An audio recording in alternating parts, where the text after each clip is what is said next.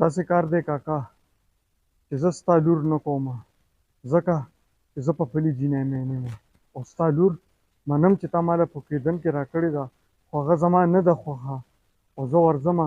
هغې جینۍ ته د خپلې مینې اظهار کومه کومه جینۍ چې زما خوښه ده ته چې خپله لور چاله ورکې ورې که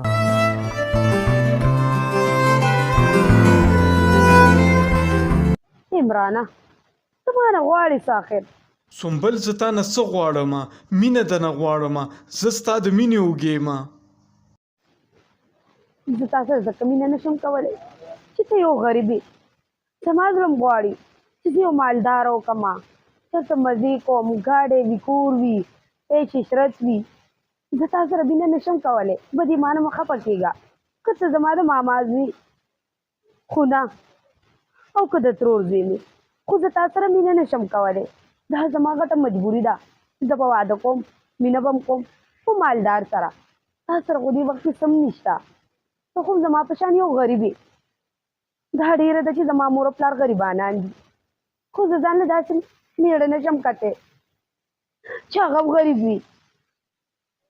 بس کا سنبل بس کا زه دونه سپک سړی نه یم څونه چې ته ما ګڼي تا ماله د غریبۍ پیغورونه راکړه چې زه غریب یم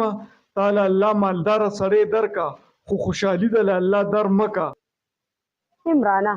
ماله پته ده چې ته زما د ترور زوی خو دا د زړه نه وباسه چې زه به تا سره مینه وکړم زه خپل مستقبل نه تباه کوم نوره ما معاف که ما معاف کړې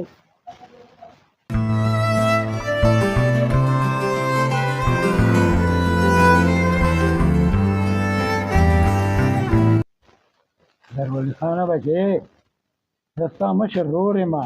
او بلکې د پلار په ځای باندې یم تا چې دا زما لور د خپل زوی په نامه باندې کېنولې ده نو دا څه کې خلک را پورې خاندي دا تر خپله کوره پورې کړه باچا لالا څه وکړم زه خو ډېر مجبوره شوم ما ته پته نه وه چې زما زوی به دونه نالایقه خېجي او زما به نه اوري ما ته پته ده چې ما ولورېده په نوم کولاب نو ما ته سره روز کړی دی چې زه به دا خپل زوی ته کوم خو باچا لالا په بند مې نه پوهېږم چې اخر څه وکړم زه خو ډېر بې بسه شوم ارشد وروره سوچ دا کومه چې پلار ته به د خپل مخ ښیم سینګه ما خو د خپل تره لور کویدن کړې پرېښودله د سنبل دپاره او هغې سنبل زه په نیمه لار کې پرېښودمه د غریبۍ د وجې اوس په پلار له څه جواب ورکومه عمران روکې د سار خفه چې ماښام کور ته راشي هغې ته به خفه نه وي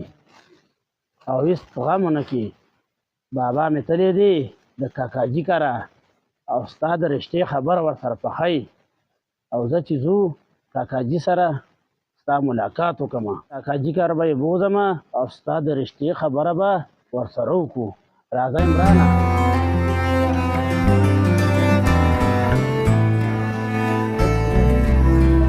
السلام علیکم وعلیکم السلام بابا او کاکاجي نن عمران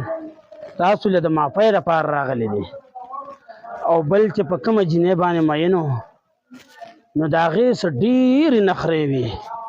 دولت مې په کار دی بنګله مې په کار ده موټر مې په کار دی او د غریبۍ پورې خندا وکړله د غریبۍ ته یې ډېر سپک وکتل ځکه دې ما ستاسو له د معافۍ لپاره راوستو د معافۍ لپاره بابا ما معاف کا ما ستا ډېره دلازاري کړې ده ما د خپل تره لور پرېښودله د هغې جینۍ دپاره سنبل دپاره او هغې زه پرېښودمه د پیسو دپاره او ما ته یې ډېر پیغورونه م وکړه چې ته غریب یې بابا ما معاف کا ما معاف کا بابا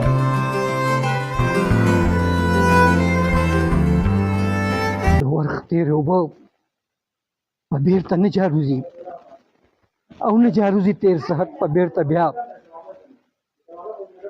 معافي مننه معافي زما د ورور او د خپل تنه غواړه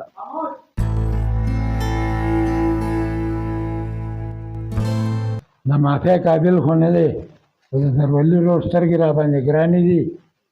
ولې چې رور وي او وراره د سترګو تور وي. زه بچې ما معاف کړې.